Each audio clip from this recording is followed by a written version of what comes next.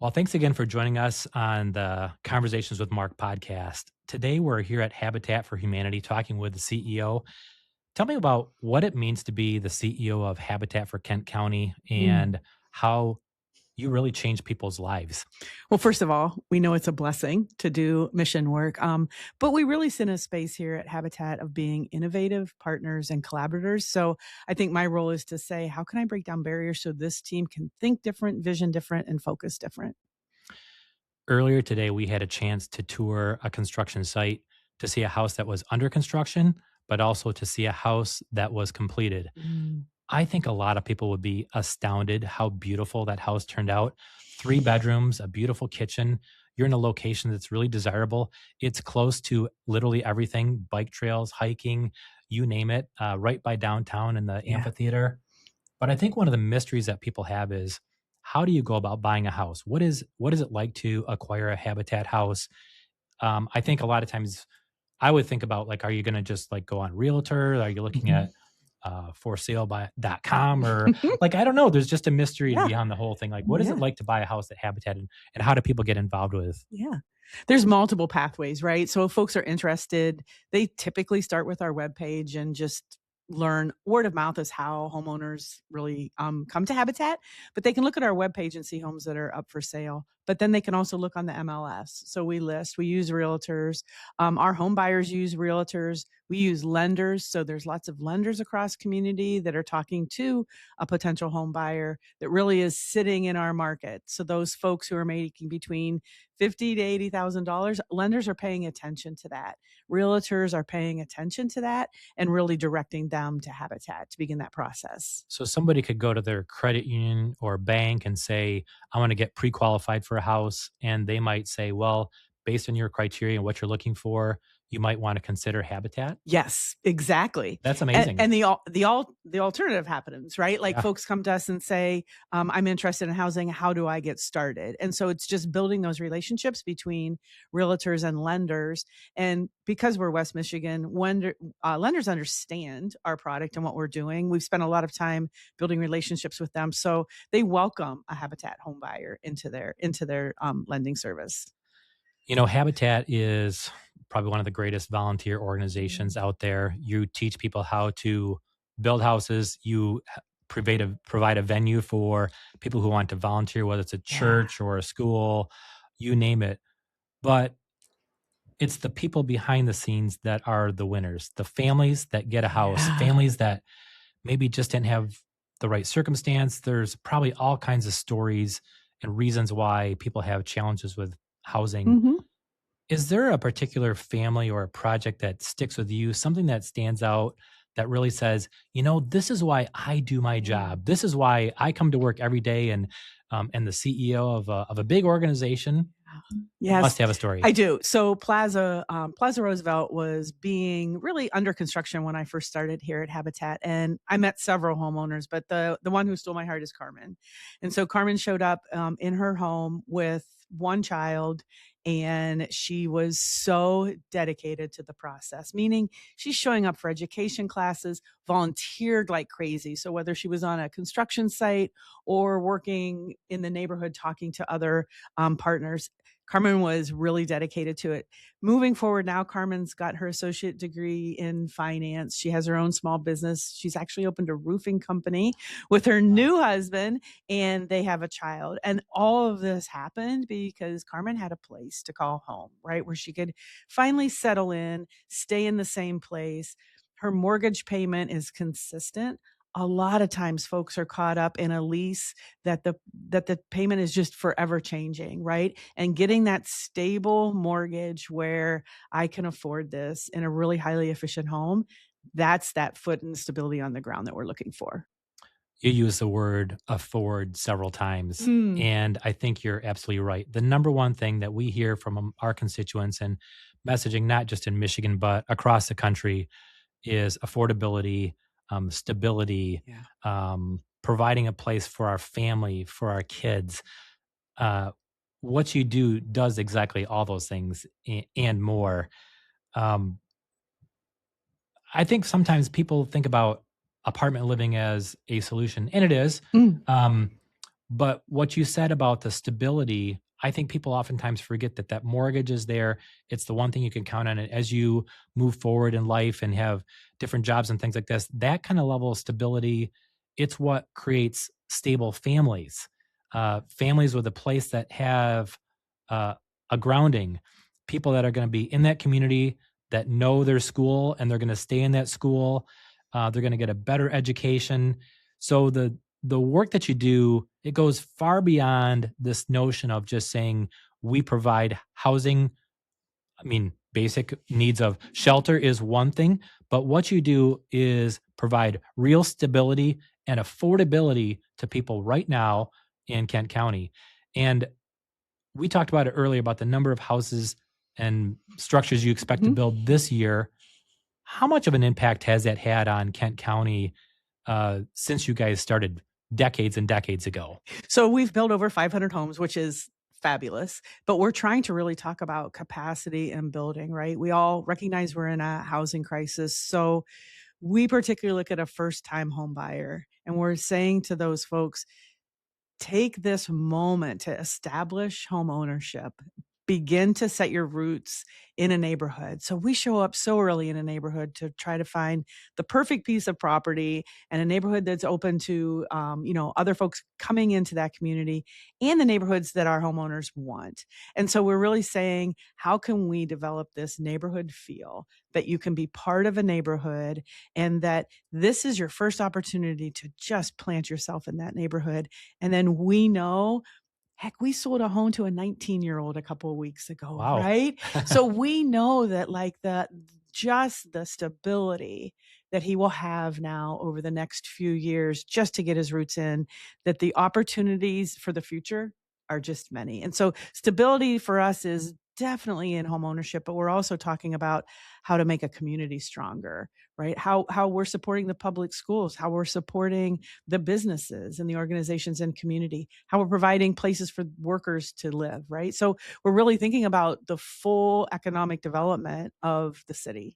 Well, that's a two-way street because you're known as a volunteer Mm. organization, and not only are you helping these organizations, they're helping you. This could be Grand Rapids Community College. It could be Yes. the tech center. Mhm. Um, Volunteer organizations, I mean, everybody thinks, I'm sure, of Jimmy Carter as probably your poster child for Yep. volunteer and volunteerisms, but you have events with churches, with schools, people that just say we want to help. Um, One of the things that I know is really important for community and creating a good ecosystem is people having a purpose. Yes. And this sounds kind of weird, I know, but I just read an article about the fact that when people retire, that the purpose that they've had with their long-term job changes dramatically. And if you don't transition the right way, you kind of fall off this cliff. Habitat for Humanity is a place that gives a lot of people purpose. And you don't have to be a builder who's retiring. You don't have to be a Yep. framer. You guys really equip and help people to learn how to do anything and everything when it comes to building houses. We have a group that we call Carpenter Club. And these are men and women who have maybe been a business person or a CEO of a company or a plant manager in manufacturing who are showing up day in and day out to really help guide volunteers. So we spend time teaching them some of the simple things that we want them to help with volunteers, but they're coming out for a purpose. And so we're next week hosting them for breakfast. And it's so fun for us as staff to hear their stories and the connection that they have and watching these folks who came in as individuals become a group that we're calling the Carpenter Club, but they're calling each other friends. And so it's really fun to watch people. That purpose behind really working for a home buyer is one thing, but it's also writing your name on that rafter and saying, I had a part in building this home. Yeah. It's all the feels. It's got to It's all be the feels. gratifying, encouraging, Yes. motivating, Yes. community oriented. It's kind of everything. Yeah. You know, earlier today we were in your restore, and this new location you have. You've been here about a year now. You've got your corporate office here, Mhm. but you've got the restore, and the restore is really both of those things as well. It's a place for people to come buy components for their house, whether they're fixing it up. You need an oddball part that you can't find at the hardware store or Lowe's or Mhm. something like that. Um, but it's also a place for you to recycle things. And so recycle or upcycle, however you want to talk about it. But when you do a rehab, you can take cabinets, doors, hardware, you name it, and bring it right back here, and resell it at a great price, by the way. And also, you're going to make a margin on that, and that creates enough money. You told me to build another house for somebody else. That is really, Yeah. it's really taking this full cycle recycling Yeah. community all packaged together in one. It's a pretty cool deal. We're all about sustainability. That is like the benchmark of Habitat. I think it's fascinating to think how you can save product out of a landfill and still build houses that are all LEED and electric. Like, we really focused on the environment. And one of the biggest pieces that Restore serves is that. So before you take it to the dump or before you do whatever you might do with it, think about, can it be refurbished? Can it be used in someone else's home? So a lot of folks who have a cottage up north can use some of our products here. A lot of folks who do contracting or rentals or leases, right? They just have a place to come. Or a homeowner is just looking for something a little bit different. This is the place to come to really pick up that product. Well, I'll go back to the earlier comment that the economy is the number one thing people talk about. And what you're doing here is providing actually affordability. Yep. You're providing a lower cost. You're helping people build their community within their house, taking home ownership and responsibility to it.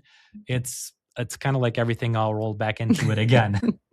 There's just a focus on making sure that we're taking care of community. So if it's a housing product, we want to help be responsible. And so when you're walking through the Restore, you'll notice that we have all kinds of appliances and things like that have come in. We're making sure they're working, but also just knowing that, hey, if that washer goes down, sometimes we don't have the funds to do that Right. immediately. And we know that we can come here and we can help. You can come here and we can help you out. So I think there's just a space of looking at home ownership differently. And that's the space of really looking at the entire home buyer, right? We're not looking at a particular person here Yeah. at the Restore. We're looking at anybody who wants to come in, DIY it, whatever it is. We're Yeah. really looking at that person.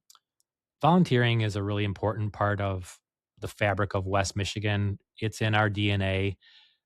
If organizations or people want to volunteer, what kind of what kind of things does that look like? Like, what is your time commitment? Do you Mhm. need a whole group? Um, do they build? Do they do drywall? Do they paint?